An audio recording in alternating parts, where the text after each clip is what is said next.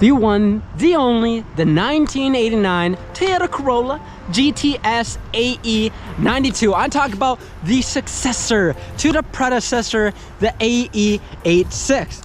This engine's not just any Corolla, it's a Corolla that has a legendary 4AGE. It has four-wheel disc brakes. It has a manual 5-speed transmission with cool freaking bucket seats, spoilers, and decals. I'm talking about the one, the only, the Ae92 GTS. Today we're going to be talking about everything you need to know to get up to speed on the Ae92 GTS. Now, if you are just tuning in, be sure to subscribe if you want to see more Ae92, 4AGE, or even Corolla car content. Now let's go ahead and get right into it. The Ae92 GTS. Now, they made these GTSs from 88 all the way to 90, or maybe I believe 91.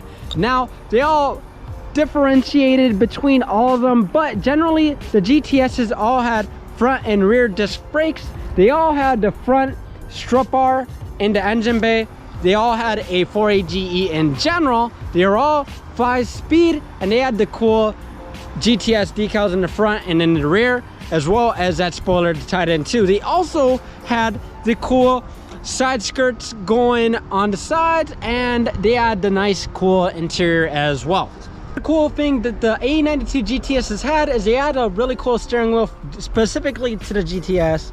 This is just a SR5 steering wheel, but they did have a voltage meter as well, and they had oil pressure sensor, so you could tell your battery voltage and your oil pressure. So that was a pretty cool thing that they just decided to throw in. Now the 88 and 89 through 90 and 91 differentiated. Now the 88 and 89 had the big port 4AGE that you see here, and the 90 and 91 had the small port 4AGE. They had bigger front disc brakes, and I'm pretty sure that's all that separated it from them. They all had the cool pop-up headlights, and they were all front wheel drive, like I said, with that 5-speed transmission. Now the cool things about the 1990 to 1991 is they had the small port 4AGE, like I said, and they were the only ones to get the small port 4AGE, which made them really cool, really unique, and very rare. So it's really hard to get your hands on one of these. The Geo Prism GSI, I believe, had the small port 4AGE possibly, but the only Toyota to really get the small port was this GTS coupe. Now I know you're probably thinking, Brown, what's so cool about the 4AGE? What is the 4AGE? Well, it is a 1.6 liter 4-cylinder engine that had 16 valves. Now it made about 112 horsepower to 130 horsepower, and it was really rev happy and could rev up to about 7,400 RPMs before fuel cut. It was a really cool engine that was really notorious for being in the Ae86 and being in freaking animes like Initial D. Not only were they notorious for that, but they were really reliable engines, and with boost they can be really powerful engines that will destroy. And even in NA form, these cars can make really good power with the right amount of money in general. Not only that, but the 4AGE was one of the best NA sounding 4-cylinder engines out there for Toyota.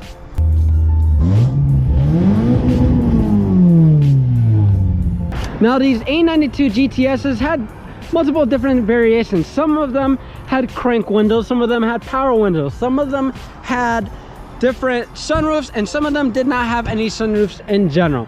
So that's one of the biggest things when it comes to some of the GTS Ae92. They were all front wheel drive, like I said, and this is why the Ae92 GTS became pretty rare. A lot of these cars were not really looked at, because when it came to Ae86 and Ae92, the Ae86 was rear wheel drive and this was front wheel drive. So all the fans from the Ae86 didn't even put an eye towards the Ae92 just because it was front wheel drive. It had the same body styling, it had the same cool 4AGE, but when it came to it being front wheel drive, a lot of car enthusiasts just really didn't vibe with that idea. So they ditched the Ae92 and stuck with the Ae86, which is generally why the Ae92 GTS coupe died off and not a lot of fans really enjoyed it, which makes it kind of good for us because they are a lot cheaper. They don't have the Ae86 pricing, but they are getting very hard to find, and parts are getting a little bit more scarce when it comes to the body. Overall, these Ae92s were really nice cars that were different in their own way. They weren't the Ae86, and in my opinion they were even better than the Ae86. They were a front wheel drive version of it. They really lived up to its potential. It was a car that you could really bring to the autocross and really destroy. It was a nice, perfectly balanced handling car that had one of the most legendary engines that you could really put into the Ae92 GTS. Now, I really hope you join up on the Ae92 community. If you're not already in it, be sure to subscribe if you want to see more cool Ae92 videos just like this one. With that being said, I will catch you in the next one. Peace.